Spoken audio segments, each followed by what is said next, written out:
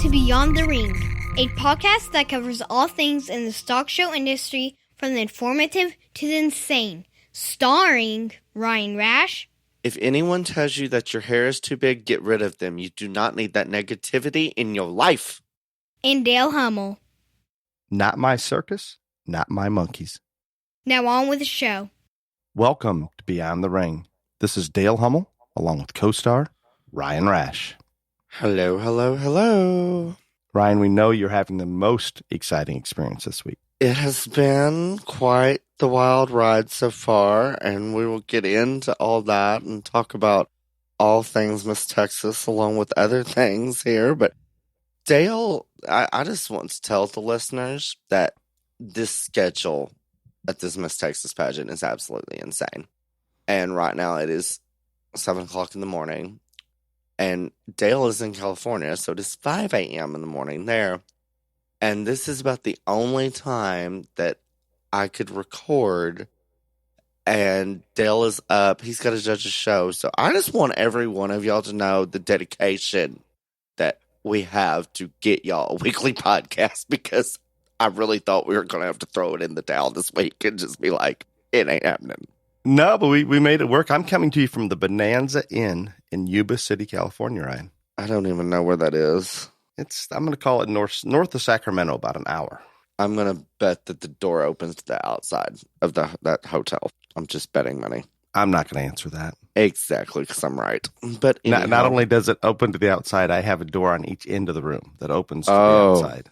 That is just fabulous. It's clean. It's good. I cannot complain about this one. Now the one last week in Ohio, that one was sketchy. Your wife complained about that one a lot. Do you want to tell your listeners what you're doing out there, Dale? I'm judging a couple shows out here. No. That is not the reason you were out there for like 26 days.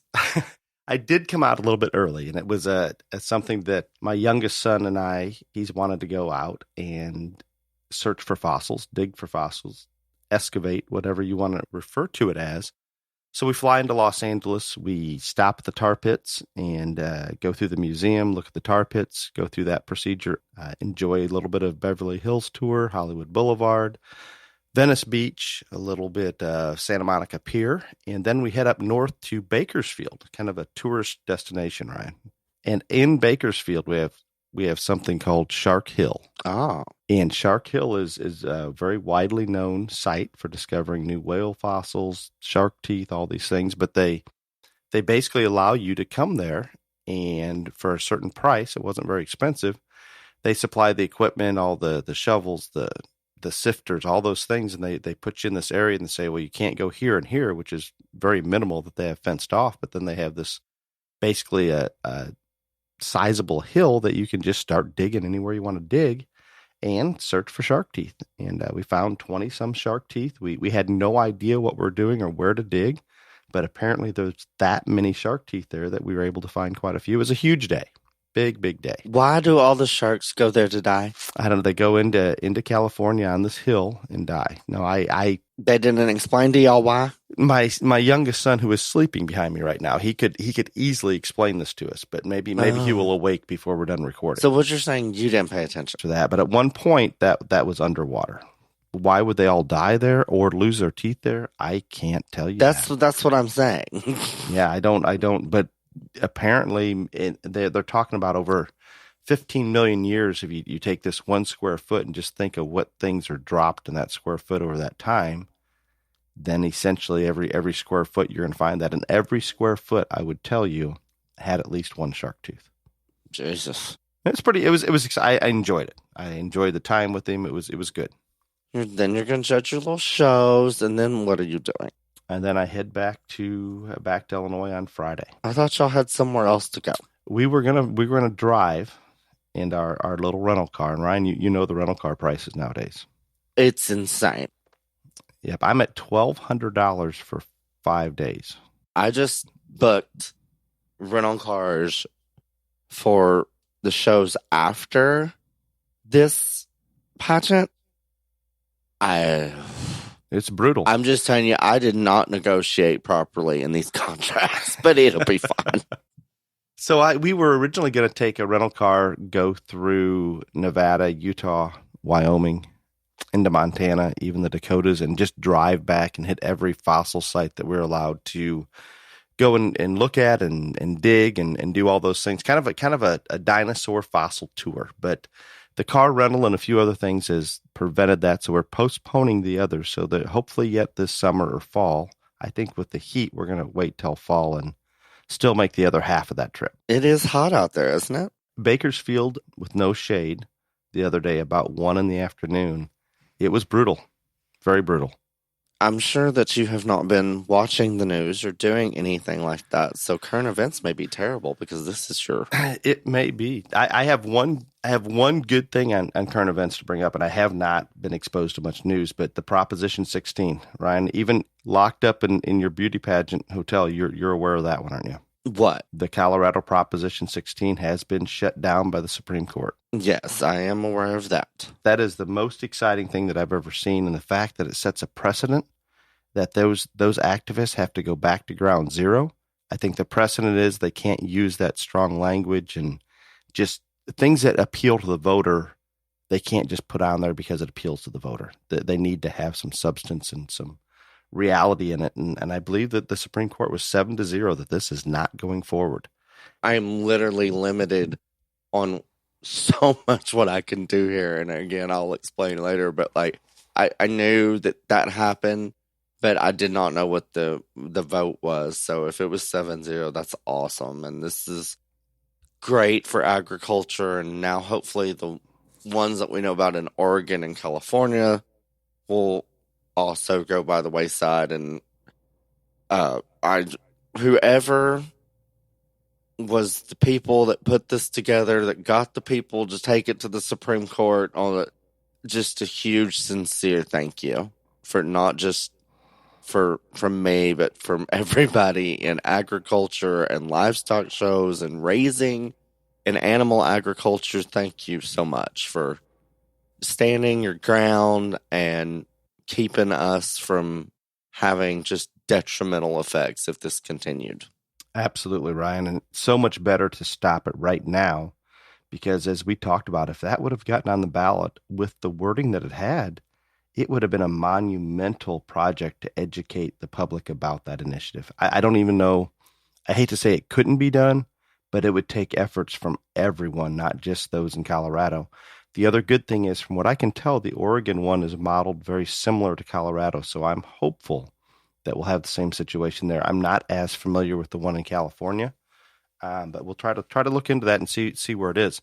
The other issue that I've noticed, and I haven't had a chance to read it, I've just gotten some news blips on it, but the Farm Bill and the fact that they're discriminating against certain ranchers. The Biden administration is now being sued for discrimination. And I think what it comes down to, there's a lady from Flying Heart Ranch in Wyoming, and what she's coming out as and saying, well, social disadvantaged farmers, ranchers are getting considerably more assistance, I think, on that loan forgiveness and lots of different areas. But if you're considered an African-American, Mexican-American, Pacific Islander, Asian, there's several of them in there. Everything, for the most part, except white, non-Hispanic, you're getting considerably more money. And this, I never really thought about it, but why wouldn't somebody in that situation go ahead and complain or say, hey, why am I being discriminated against? And I thought we fixed all this discrimination and everybody equal back in the 60s, but it looks like we're going to refight that entire battle from a totally different direction. Interesting. And so that's all the current events you have, Dale. The hundreds of looters in New York that were actually charged got released, or their charges got dropped because they don't want to prosecute somebody for looting. They were hungry, probably. They needed to chew on a Nike tennis shoe. Oh, well, that's nice. I don't have much, and it's going to be very, I won't be nearly enough detail or anything that it normally needs to be, but I'm going to do what I can. An Olympic athlete from New Zealand, the big story from the Olympics, I guess, is that was born male, transitioned into being a woman about 7 years ago, took up weightlifting, just recently for an Olympic athlete, because most Olympic athletes, they train for this their entire life. And that one is, and she's competing as a woman and expected to medal, and it's causing some havoc. I guess Brett Favre said that it's unfair, and several people, but I don't know. So there's that. First one ever, first trans athlete in the Olympics. It just seems crazy to me. I don't know how they're obviously at this point allowed to compete, but it to me that is discriminatory against biological women as anything. Period. It's not a matter of I don't even know how to approach it other than the fact that a male is geared to be stronger than a female. Period. End of story. Right, and this goes the same way if were born a woman and transition into being a man. You shouldn't have to compete against the men because you're at a disadvantage. And so I think this is not me being liberal or me being discriminatory or anything like this. I believe everybody should be able to get to do what they want as far as that. But like, if this is going to become a thing and they're going to recognize whatever, then maybe trans people should have their own division of sports. I veto. I mean, I don't know what the answer is, but that's veto. There is no good answer. I'm going to go back to let's compete as what you were born biologically, and I'm done. It's probably not a. I'm not saying there's anything wrong with that theory deal, but I do not think in this culture that's going to happen. No, I don't think so. And what about? I had something come across about the trans weightlifter. What about our BMX transgender woman from the United States? Did you hear anything about her? What now? I believe we have a BMX rider, bicycle competitor that's a transgender woman. And maybe I'm incorrect. Maybe she's just a woman. I don't know. But she is going to the Olympics representing the United States, and her goal for making the podium. To get on the medal to burn the flag. Oh, do you want to tell? Why don't you tell the audience what we should do with this person? No, I can't believe that whoever's on the U.S. Olympic Committee, that she's made this be known. Like, she told the press this, and they're still letting her compete. I didn't know she was trans. I don't know if she's trans. I don't know anything about that. Maybe I have that part wrong, but it's not good. I heard that was her goal, and my blood boiled. Sent me into a rage. 100%. I don't, obviously, I'm sure the committee's concerned with lawsuits that I don't know, but we're defeating the entire purpose of what the Olympics are for. And if people are so unhappy with this country, why would she want to? I guess she's saying she wants to represent so she can do that. So from a total wrong direction, 100%. I have never understood athletes that go compete for their country and then they want to either bash it or do shit like this or whatever, or cause public spectacles, whatever. If you are that dissatisfied with the country you live in, why do you want to go compete for them at the biggest world sporting event ever? Like, it makes no sense. Very difficult to understand. Your sister, Camel Toe. Thank you. Thank you. Your sister. I want you to know that she's getting a little bit of heat. It has now been 91 days since she has been tapped by your brother, Joe Biden, to be in charge of the border crisis, and she's yet to have a press conference, and she is yet to go to the border. 91 days. Do you know what 91 days is? That's 3 months, Dale. I think she's just confused. She doesn't know which state to go to check on. I think she's just trying to make that decision on where to go to the border. She's going to get there. She just wanted to make sure it's the right one? Yep, she wants to make sure it's the right one. She wants to have everything planned. Yeah, I know. She just wants she wants to do it well. So let's leave her alone for a little while.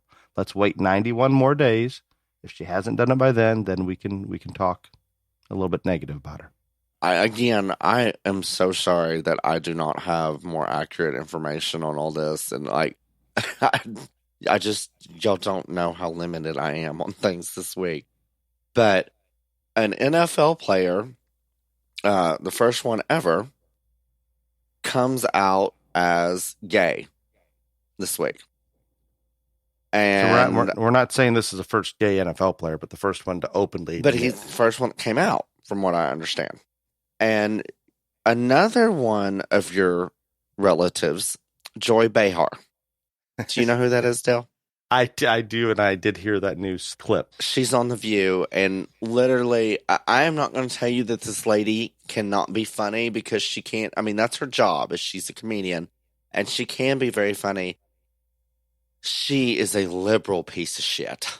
I'm just going to put that out there. But anyhow, this guy, and he just came out as gay this week, and I can't even think of his name right now. He is extremely hot, I will tell you that.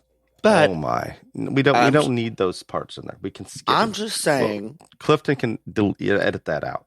Okay, well, anyway, he's hot. So anyway, they're talking about this on The View, and Joy Behar says that she doesn't know much about football, and she said, and this is her quote, after they said penetration in the end zone, they lost me. Oh my. Now, this woman has... I hear that did not go over well. No, it didn't, because she's supposed to be Miss LBGTQ and all this other stuff, whatever, and then she's making a gay penetration joke about the first NFL player that is brave enough to come out. Yeah, no, and that just, and like my whole point of this is, that is what bothers me about a lot of people that want to be so one-sided with their opinions, because she's out there and every liberal idea, AOC, whatever it is. I mean, she is cheerleader, all this other stuff. But then your true colors come out when you make a joke like that on national TV. They come back from commercial break and she just says, that inappropriate joke I made, just scratch it out like I didn't say it. Well, that doesn't work. How is the liberal media taking that? Are they hammering on her? Oh, no, she's getting hammered. There's no doubt.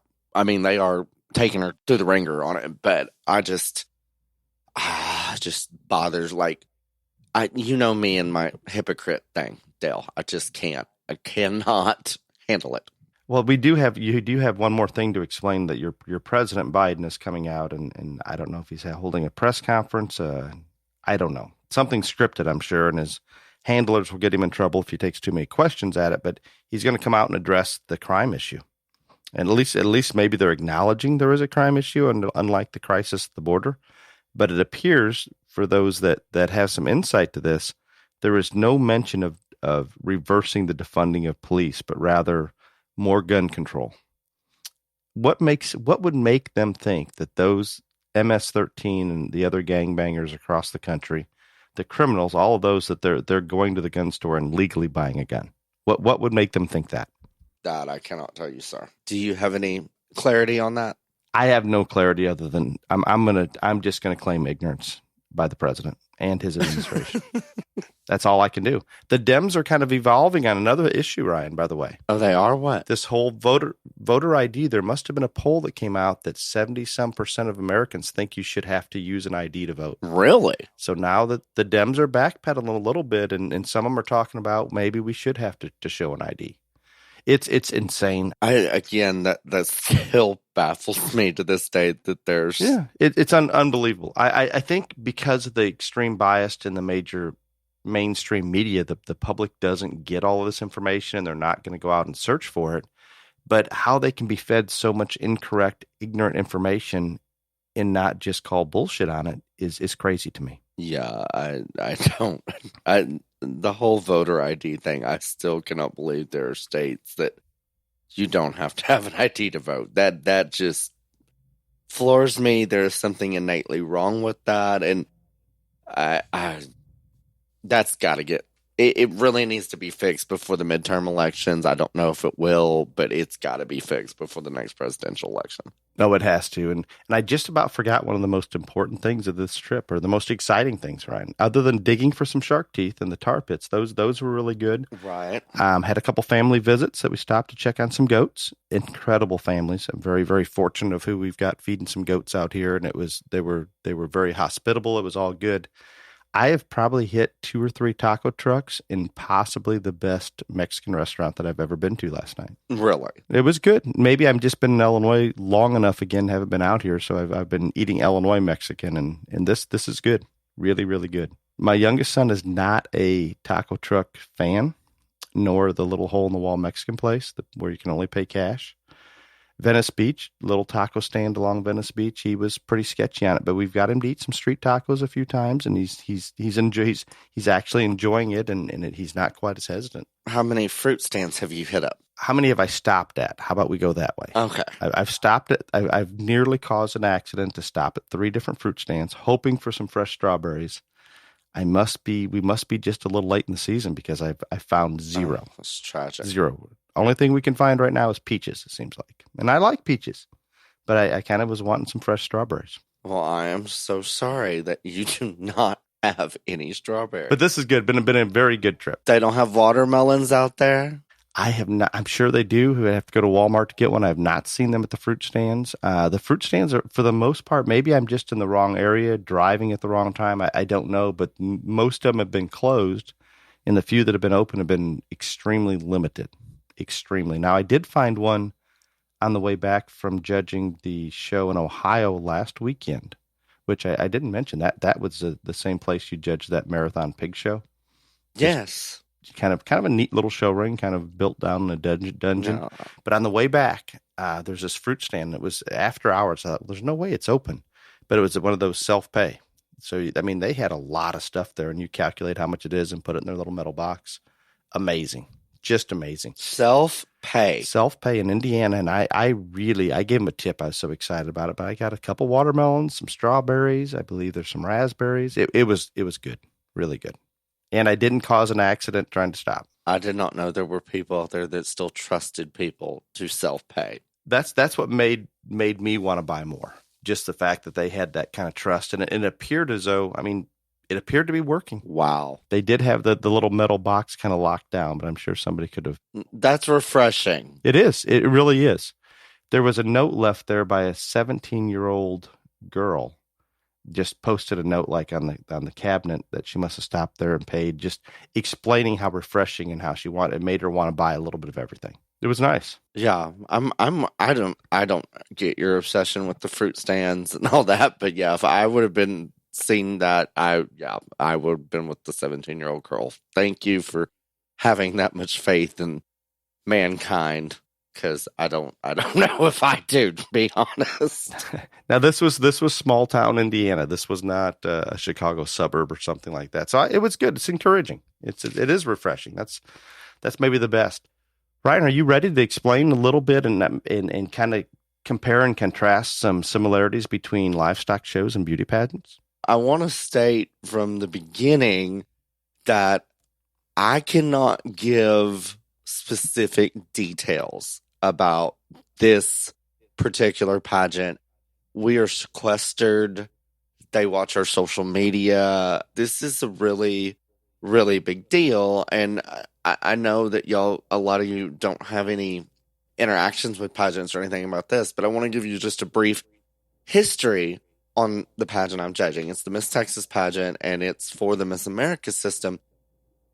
Whoever is crowned Miss Texas on Saturday night, she will, over the next 365 days, not only will she compete for the title of Miss America, but she will literally have an appearance every single day, other than maybe some Sundays. And some Sundays she's going to have an appearance.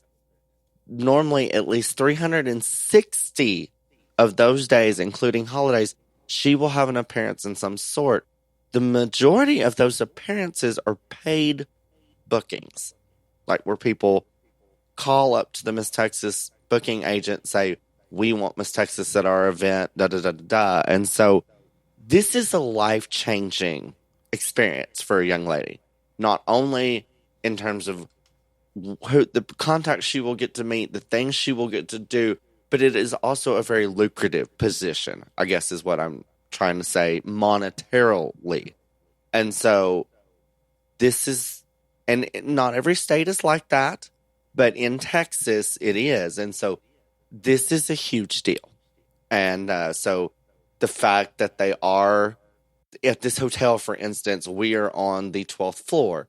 And if you are not a judge, and if you are not the guest of a judge, and you are not one of the 3 people who are in charge of the 2 panels of judges, no one else is on the 12th floor of this hotel. And it's one of those hotels that you have to have a key to get to certain floors, all this stuff. And so, and we don't have security. Well, we do have security guards, but not like on the floor. But like, it's just very, very tense. And they're monitoring my social media. They've told me what I can do, what I cannot do. And so I'm having such a great time. It's been awesome. But like, I am very, very limited in terms of some of the things that I can say. And so I want that to be stated up front. So it's just my goal to pull some of this information out of you. There you go. Well, I would love to talk some of this. And Ryan, I'm going to do my best. I would like to, in full disclosure, I know very little to nothing about a beauty pageant other than what Ryan has shared with me in just conversation in the past. But I'm more than happy to jump in here and try to ask some questions. And I do have a question for you. Some of these things I forget to talk about just in daily conversation. Can we draw a similarity or a parallel between the snaps and texts you get prior to judging a livestock show and a beauty pageant? That is one thing that is way different because they do not announce who is judging until they get here. Oh my! So now we have a case to go back to that in the livestock show, Ryan. Well, no, not really. And I mean, I'll tell you why, because there's 5 of us. This goes back to the 1 judge, 2 judge, 3 judge more system. Got it. That our podcast we have. There's 5 of us, and so you might be able to get to 1 person, maybe 2, but after that, it's going to be more difficult. And even with there being 5 of us, the high and the low score are dropped in every phase of competition. So therefore, if you do get somebody to, swing for your girl, that person is giving them all 10s, their score's probably going to be dropped anyway. I'm not saying that's foolproof, but it's pretty hard then, isn't it? If we are outside of our hotel room, like outside of our door, they really do not want our phones visible because the perception that if I'm seen on my phone texting, etc., anybody can think, oh my God, he's texting XYZ with pageant, whatever, yada, yada, yada. But, and so again, that's why I don't think it works as much. And there's pageant system is smaller. It is a small world like the livestock show deal. But for instance, on this panel of 5, there is a former Miss America, there is the gay, there is a lady who was a first runner-up twice in Miss Hawaii, but since she was first runner-up in Miss Hawaii, she's never been to a pageant. And I don't know exactly what age she is, but she has grown children. There is a man that's on the board of directors for the New York Miss America Association. And then there's a lady that her husband was a professional baseball player. He retired and now they're an entrepreneur. They have all these businesses. They invest in Silicon Valley firms, all this other stuff. And she's never been to a pageant in her life. This is it. This is the first one. And so again, even... That's a lot of variation. Right. And so even if, once they get the book and see who's judging and all this other stuff, I think you would be like on lottery level if you had all 5 judges' numbers in your phone. You see what I'm saying? Like it would be that. It's difficult enough. It's maybe discouraged it that is just not happening. Right. And you officially have not been contacted by anybody? No, I have not. No, I did think it. Last night was the first night of preliminary competitions. And so when we were leaving the Eisman Center, our hotel is literally right across the street from where they're having the pageant. It's called the Eisman Center. And so, I mean, it's not even a street, basically. You walk out and you walk across the little corridor, and then you're almost in the lobby of the hotel. Well, we were walking out, and this man looks at me, and he said, "Did they say you were a livestock judge?" Because on my bio, I mentioned that, and I said, "Yes, sir." And he said, "We have a granddaughter in Tennessee that shows cattle, and you don't look like any livestock judge that we've ever seen." I just said, "I get that a lot." And so, I love it. yeah, the pageant people were asking me, they're like, "Does that offend you?" I said, "I am unoffendable at this point. It is not. That is not in." I said, "That wasn't even close to offensive, but trust me, I am not offendable at this point." So we started off the week, and every girl has 10 minutes in interview with at this pageant, it's a 5-person panel. And you can ask anything that you want, but they had to submit to us basically a fact sheet about them, a resume, and then every single one of these young ladies have a personal platform or a social initiative impact that they want to make more awareness about. And it can be anything from different types of cancer to bullying to mentorship. I mean, the sky's the limit on all of that. And so we have all that information about them. The first question has to be about their social impact initiative or their platform, but then the rest of the questions can be about anything: politics, religion, you name it, all this other stuff. And it's a 10-minute interview. And so there's 46 girls. So you can do the math. That takes a while. And not only for the 10-minute interview, but then to score each girl, get the next girl on deck. That was a 2-day process because I train girls for pageants, and interview is kind of my forte. I enjoyed it a lot. And all the judges enjoyed it, but it was long. Like, I remember after the first day we were getting done, and I said, "Hey, I can keep going. Let's go." All the other ones were ready to hit me because they were ready to be done for the day. But so that was the first step. It was the interview. It's 40% of the score. Then we have 3 nights of preliminary competition. And again, I'm not going to use the technical terms for all of this because I'm just going to say what it is so y'all understand more. It's like evening gown, talent, and then on-stage question. And so we had the first night last night. We'll have 2 more nights of those. And then on Friday, they will have taken all those scores and added them up. And then we'll have a top 12 meeting to determine the top 12.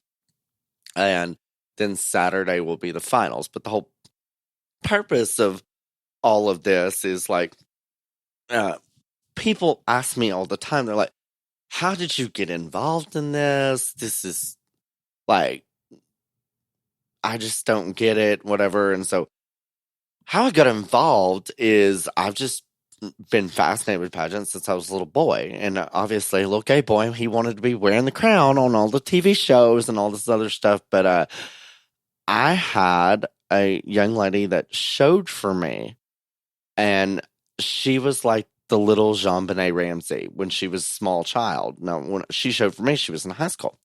But she won all the little bitty, like, I can't tell you the countless number of trophies and crowns and tiaras. Like, she won a car at a pageant, all this other stuff. And she wanted to get back in it and compete for Miss Texas. And so we went to a Miss Texas pageant for a week just to watch, do research, and I was hooked. I have been to every Miss America pageant since 2004. And so it's just one of those things that I enjoy greatly. And people don't really, and I've coached pageant girls that have won at the national level, state level, and lots of different systems, but people don't understand it. But there's a great deal of similarities to this competition. And I was explaining this to the other judges and the people in charge of the judges last night, and they were like, oh my God, you're right. The basic overview that I want you to say, and I say this sometimes when I judge shows, is the exact same concept and the same materials are used for both. Both of us, whether it's livestock shows or beauty pageants, we use paint, hair, and glue. We make them as pretty as we possibly can. We send them out there, and we hope the judge votes in our favor. And are there rules and restrictions on what paint, glitter, and glue you can or cannot use? Not really. No, wide open. What about, and maybe I'm not allowed to ask these questions, but I'm gonna anyway. And I apologize if they're not appropriate for what you at this point because you're judging. What about our plastic surgery, things like that? It's fine. Totally open. No, it's kind of like your one rule. Let's start at noon type deal. Right. Wow. Absolutely. But they don't start at noon. And would we make the assumption with that being allowed that it's being done pretty heavily? I'll be honest with you. I think it's like anything. I think on the top end, the competitive ones probably, but I've seen lots of girls that I think that are in the terms of their presentation have been more natural than I would have. And I'm just talking about very little makeup and not typical pageant clothing and stuff like that. And so I think it's kind of, we're at a phase in this Miss America deal that it's kind of a anything goes type situation. And while I like the fact that there's a bunch of girls interested in it that aren't stereotypical pageant girls, and that's great for the system and stuff like that. Again, it's refreshing. So, but yeah, at the top end, I mean, those ones that are going to be competitive are going to do what they got to do. And we if we have too much twine on those girls or we go over the top, it's probably going to hurt them just like it does in the livestock show. Yeah, I mean, I guess the easiest thing and something in general that I can talk about, next week we can revisit this and I can give a few more instances. So each girl has to submit a headshot. And we all know from livestock shows, Photoshop and all this other stuff. Well, I guess the thing is that I can say is when you walk into the interview room and I'm looking at your headshot and I can't identify you, that's not a good thing. No, that would not go well. So like it's when you're saying going over the top with twine and all this, that is an example right there. Like if I can't identify you from your headshot, that's probably not going to help you out any. Now, would they have professional fitters coming to get them ready for this, I'm assuming? For that interview or for going on stage? Well, okay, so this is the interesting part. Once they go to the Eisman Center for prelims, they cannot have anyone there. Now, I believe for interview, you can have professionals get you ready, but backstage at the Eisman Center, it's all you. And at Miss America right now, there is none. You're not allowed any professional fitters. But this is kind of like when they make it junior exhibitors only fit. And, you know, the night before or the day before you go to the show, everybody pulls up the legs and tweaks them out and clips them.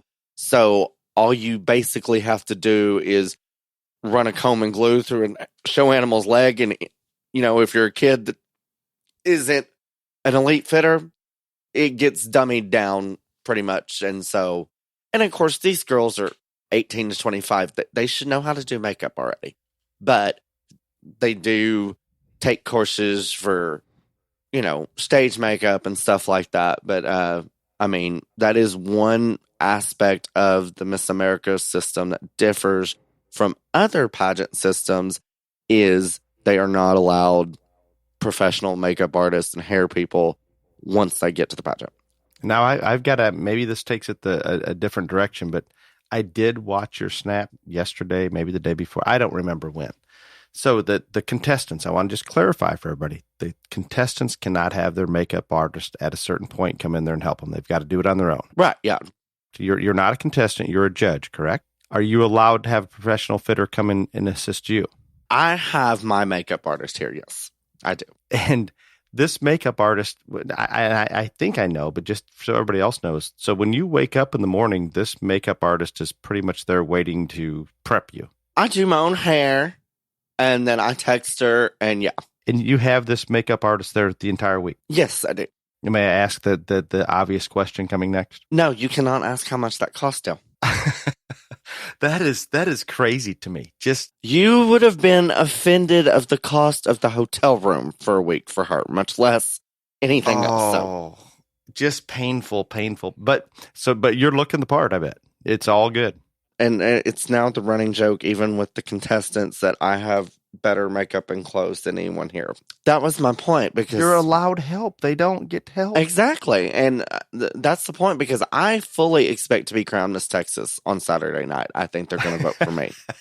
That would be the best. I mean, if we can have a trans weightlifter, I can be Miss Texas, damn it. That's just all there is to it. But you could be. I would like to see that. That would be and no one would beat me in the interview room. It would not be no possible way. No, that is fun, because all of my pageant friends, when they see, like, one of them, my best friend that does pageants, is Craig Ellenhurst, and he's from Tennessee, and he actually came to Mom and Daddy James' wedding, and when I got done giving my toast and speech to them and all this other stuff, and went back to him, he's like, "Thank God you weren't a girl. You never got beat in an interview." That is interesting. The other thing I would like to recommend for the pageant judges, but you know what? In all sincerity, when they have a system where they're throwing out the top, the bottom 5 judges, I'm not saying they've completely eliminated the political factor, but they've come darn close. And we need to pay attention to that. And we did talk about our 1 judge, 2 judge, 3 judge more. We need to dive back into that and maybe set some exact examples out there for these show committees or these show managers, that they can avoid that. And obviously, I have no doubt in the past there's been issues with pageants. I don't know if it was 10 years ago or 40 years ago or whenever. I am sure that somebody on these 2 panels knows somebody that is, and like I said, just because you can't have the fitters do your stuff, they're all here. I want you to know that. And like, they're there. The girls can send pictures of their face and hair to them, and they can, write back, you need to tease this, or you need to shadow this, and, highlight this, all this stuff. So they're all on location. I don't want you to think that they're just not here. They are all here. But I am sure, whether the judges will admit it or not, somebody has been contacted by somebody. Y'all know me. I just keep it real. I don't have any knowledge of it or anything like that. I can say I have not been contacted. But I think it would be a real stretch to say nobody's been contacted at all. But again, with 5-man panel or 5-person panel, drop the high, the low score. And actually, you can have, at a state Miss America pageant, you can have between 5 and 7 judges on each panel, and you always drop the high and the low score. With that said, Ryan, do you have like the number of the person in charge, that kind of the one that oversees the judges? Yes, I do. That's who called me to do this. Would you share that with me? I can. Why? I have a suggestion. I think with all of that said about there's a possibility of being contacted. So you've been there for 2 days. This your 3rd day? No, I've been here since Sunday. We're going on your 4th day. Today's Wednesday. Yeah. Why? I think in the future, and they should set the precedent now, that person could gather both your cell phones, maybe all 3. I know you have 2. Why wouldn't they just, when you get to the hotel, take your cell phone, lock you on that 12th floor? I mean, just like a jury being sequestered. I mean, nothing. 0. I'm having enough issues with the limited cell phone time, and I am one of those people that I am very attached to my cell phone, and I own it, and I know it, and whatever. I'm having enough time as is. I don't need any other limitations with me and my cell phone. And Dale thinks this is real funny. I think it's the greatest. Yeah, but he's also one of the people that, like, why are you not answering me? Yes. So I had questions, pageant questions. And he's like, why are you not answering me? I'm like, because I can't.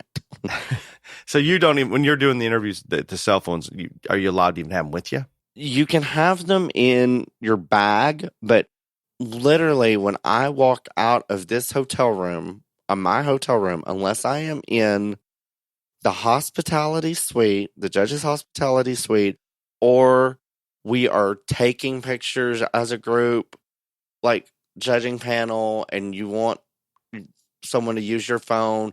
And like last night, they let us take pictures of the stage and stuff like that. They do not want your phones visible if you are in the view of the public. Well, you and I may differ a little bit. I believe when I'm this morning, when I get to the show, I will have my phone with me. I'll set it down on the desk there by the microphone, the superintendent's desk, and I usually I don't even say anything to the manager. I've got it on silent, and I just turn it over. It just sits there, and I won't look at that again until the show is over. Where you'll sometimes on lunch break, and I guess if they take a half hour, an hour lunch break, I will grab my phone and look at it. But that's a little bit of a sensitive issue when we have some of our livestock judges that are grabbing that phone and looking at it on occasion. We talked about this before. I'm good with that phone not being around. I stick my phones in my backpack, and I don't ever look at them when I'm judging. Like you said, if there's a lunch break, then whatever. But yeah, I understand the perception and all that other stuff, but this is a little much for me. I'm just going to be. I'm completely on board with it. I would go further, and I think when they go to the Miss America, it should I'm making a recommendation now. Those judges, they need to be locked up, isolated, no contact, zero. This is the most sequestered I've ever been in my life since I came out of my mother's womb. I'm just telling you right now. What about Miss? Is this a stepping stone to do Miss America? Will you be on the judges panel someday? So I don't know about that, but once you people don't know or may not care, but each state pageant selects their judges. We had to submit a bio to them. They send that to Miss America. Miss America goes through. They do a background check. They read your bio. They investigate you on social media, all this other stuff, and then you are approved or not. Once you are approved to judge a state pageant, after you go through that, you were in a database system that is accessible to all the state pageants, etc. There's the possibility for me to do more, maybe Miss America, but so now that I am officially in the database system and been approved and all that, yeah, that'll probably, I hope there will be more opportunities. That another thing is, like, people don't understand is this is a week. This is a Sunday to Sunday, and there is no pay. They cover your expenses, I hope? They pay for your room, and they provide all the food. But, like, they don't, people that had to fly to get here, no. I don't think you have time to do other states. Because, like, the people here, they're like, you are so good at this, and you enjoy it so much. I said, I could only do about one of these a year. There's no way I could do more than one. And Dale has seen the schedule. Like, it is intense. And like, people are laughing about the number of clothes that I brought and all this stuff. And I have not changed more than anybody else. There have been 4 changes of clothes every day since not Sunday when we got here, but at least 4 changes of clothes. I don't understand that. You won't understand it when I say this anyway. The level of attire for interview and the level of attire for prelims and is different. It's like interview is business casual, prelims is cocktail. When we go to lunch, they won't let you just... When we go to lunch, we wear whatever the hell we were wearing just before lunch. That's what we wear. We just came out of an interview, then we wear that to lunch. It's very simple. It's very simple. When you ask people to be in suits in 100-degree heat, you're not going to make them wear that. We're not eating lunch outside. We're eating in an air-conditioning building. You got to walk to a parking garage to get in the van and all this other stuff. Yeah, no, I mean, it's just... And I am having a blast and having a ball.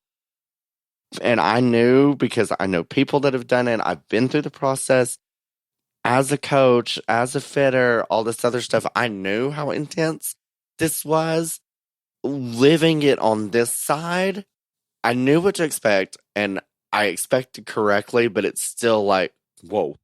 So I think it puts you in a much better position to further coach others. I would love to do it again, but I could only do about one of these a year. it would, I say that not because I'm physically tired or anything like that. I am just not cut out to be this limited in my personal freedoms, I guess. And it's not like multiple times throughout the year. Like, I am not a sequestered person. If y'all remind y'all of Rona when I was stuck in my house with nothing to do, it did not go well. So this is kind of the same concept here. But wrapping this up, there's so many similarities from the fitters to the parents who are invested to the girls who maybe are just here to make friends to the ones that are here to be Miss Texas. And one of my questions were, and lady runs and she says, that may be the best question that I've ever heard asked. I asked a lot of the girls, did you enter this competition to be Miss Texas or Miss America? There is a difference. And they're like, we've never thought about that, but there is a level of girl that is entering Miss Texas because they want to be Miss America. And there's girls that just want to be Miss Texas. And they said, but nobody's brought that out. So there is different levels of competition and different, different validation in terms of success, like we talk about in livestock shows. Some people want to get a brand at a major show. If a girl gets called top 12, then that's success for her. If she won a preliminary award, that might be success for her. Or if she gets one of the non-finalist, scholarships, that might be success for her. And then there is the girls that if they don't take home the crown, devastating disappointment. We've talked about this. Just have that goal, and every family has a different goal. Mm-hmm. I don't know if you're allowed to talk about it yet.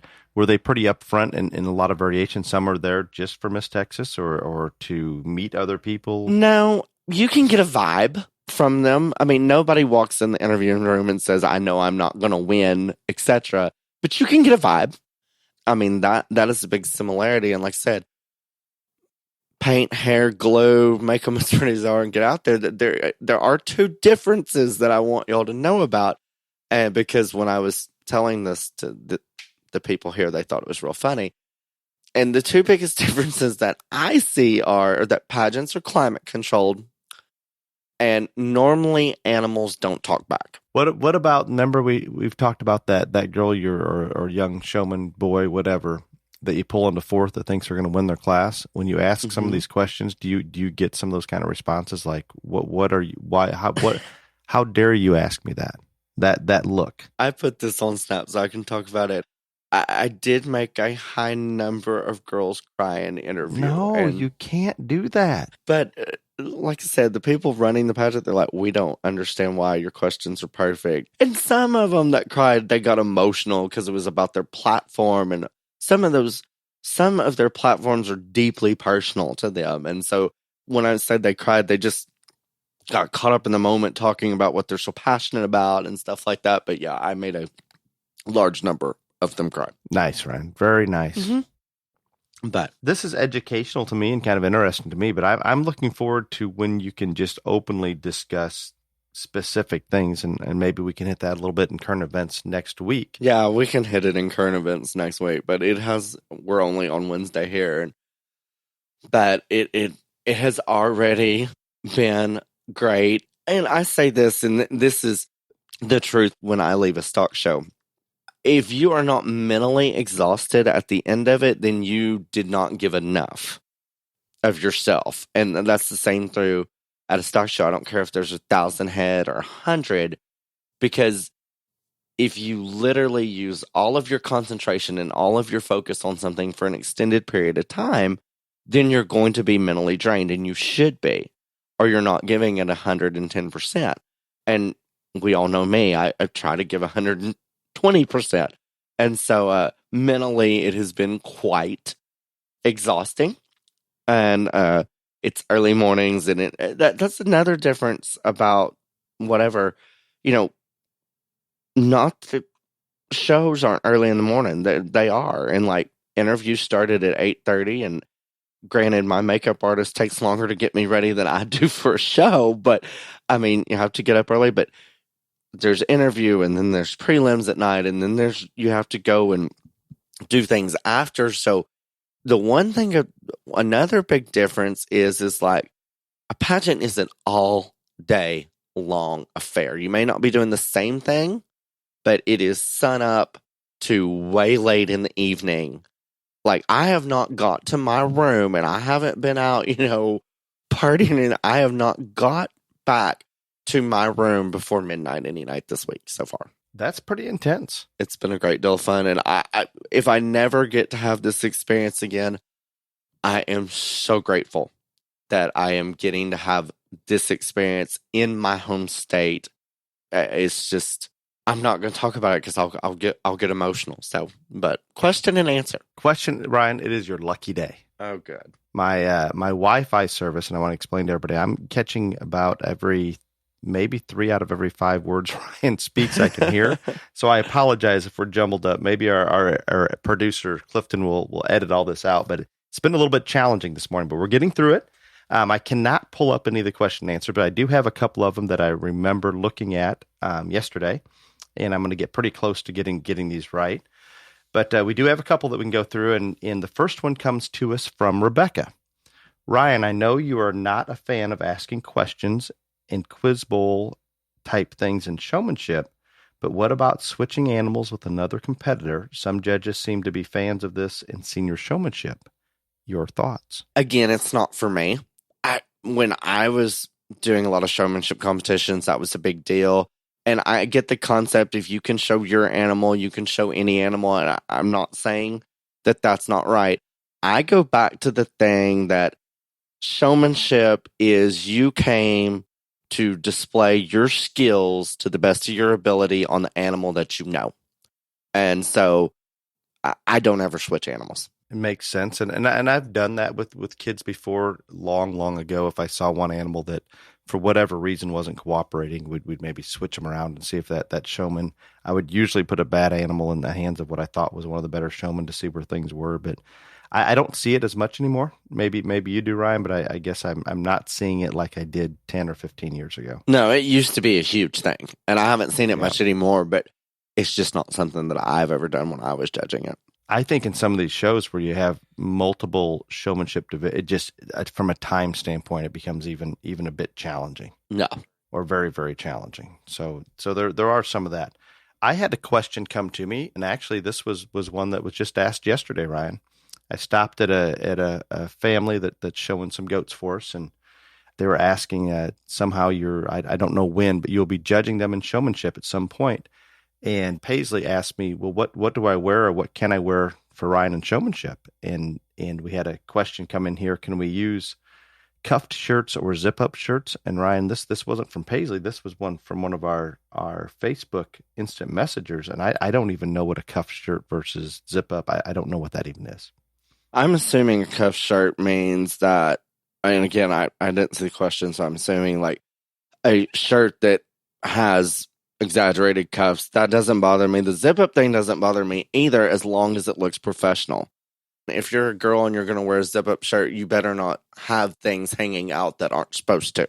This is kind of a taste level, and some zip up shirts are fine and look very professional and whatever, and some of them look like they came from Fredericks of Hollywood. So again, unless I could see the shirt, I had a young lady that showed for me for a very long time and she showed goats, and they wanted her to show in the same shirt every single time. When she showed cattle, we had her in different stuff, but her shirt was a zip up front shirt, and it was very professional, and she showed in it, for years, that exact same style of shirt, same color, same everything for years and years and years. And it was great. I mean, she was very competitive. I can't make a judgment call without seeing the shirt. I guess what I'm gathering is we're not too worried about what style it is. Let's just come in professional. Right. Yeah. I mean, and you need to look professional. And again, when I judge showmanship is different from other people when judging showmanship, but I literally just got done judging the Illinois Hereford State Show before I came to the Miss Texas pageant. That was the best state breed showmanship contest I have ever evaluated. And I've done a whole lot of those over the years. And the quality and the depth and showmanship was just amazing. And there was a young man that won showmanship, and he had on a short sleeve shirt. And when I went to go through to talk to the finalist, and I told him, I said, I'm just going to tell you right now that I think the difference between a good showman and a great showman is a great showman makes it seem effortless. And you have done that, but you have also done one thing terribly wrong. Do you know what it is? He says, it's the short sleeve shirt. I said, yeah. He says, I didn't realize it was a short sleeve shirt till after we got here. And anyhow, I said on that, and I knew I was going to use him to win because he was just that gifted. That if the only thing that I can come up with, and I've said this about boots too, if the only thing I can say wrong about you is that you don't have on boots or you have a short sleeve shirt, you probably need to win the showmanship contest. But I also tell him, and I told this young man on the mic, I said, he's going to win, and if he ever shows in a showmanship contest to me in a short sleeve shirt again, he will not. You get one chance. No more. That is it. Yeah, you get one chance, and y'all know that I will remember this boy, and I will. So, same thing to a little kid in Florida, a Brahmin kid. He didn't have on boots. The next couple weeks later, he shows lambs and goats at a show in Florida. Guess what, Dale? He had on boots. He had on boots. Well, Yep. Today we're obviously, and Ryan, you've been out here in California, and I told the story about the State Fair of Oregon. I'm assuming that the FFA division, they're going to come in full corduroy jackets, and if it gets up to 100 or plus this afternoon, Good luck with that. I'm gonna step in it again and tell them they don't have to. And what's the response going to be from our ag teachers? You're probably going to get shot. They will not be happy. But I'm telling you, we've got to be a little bit practical when it gets to those crazy temperatures. But I'm with you on the long sleeve shirt and your comments, and I appreciate you using that, young man. We can't beat them for the one thing if they're the best everywhere else. You did well. If the only thing I can come up with that you did wrong was you didn't have boots or you had on a short sleeve shirt, I'm not going to beat you. You're going to get one free pass, a get out of jail free card, but I will remember you. And since I have told you the next time, you can be in real trouble. And Ryan, there's one more thing we better bring up that we didn't touch on. It'll be very quick. Ryan and I had the honor to officiate the Expo Swine Judging Contest. Oh, yes, we did. Last Friday. And Ryan, it'd be a disservice if I didn't mention we listened to Intermediate Reasons. Yes, we did. We didn't have a lot of them to listen to, and we're not listening together. But I had a couple of the best kids I've ever had, and I gave out a 50, Ryan. I gave out a 52, and it was fun. And again, I don't, my judging schedule is so hectic. I don't get to do many contests with kids that age, or listen to kids that age. Normally when I'm listening, it's a collegiate level. So that part of it was fun for me as well. Just to see the kids that may have come in there for the very first time, and they're just not a care in the world and like just winging it. And then the ones that are so competitive and that obviously have been on state, competitive teams within their state. And so, yeah, that was a lot of fun, and contest was fun in some sorts. I think you beat me in the contest. I busted at least one class. I did really well till one class, and I think I busted that the most, but we're not going to go there on that class. We're just going to leave it alone. And all the kids that have contacted me about that class from that contest, I said, y'all, I busted it too. Don't worry about it. So take a deep breath. They were hard classes, and I watched. I think Matt Clays had put them together the day before, and I had watched. They're in the holding pen, and there's exhibitors coming to get their pig because they're loading up to go home as he's trying to bring them in the contest. And right, I think they were scrambling there at the end to bring. So it does sometimes make for challenging classes, and I can assure all those kids there was plenty of variation within the officials. So don't get too distraught. Yeah. It was all over the board, and they were very good about you turning in your own placing, and that's good because at that point the cuts I think were much smaller. Because of the variation that we came up with. Wow. But it was enjoyable. I appreciate the opportunity. Until next week, be safe. Y'all come back now, you hear?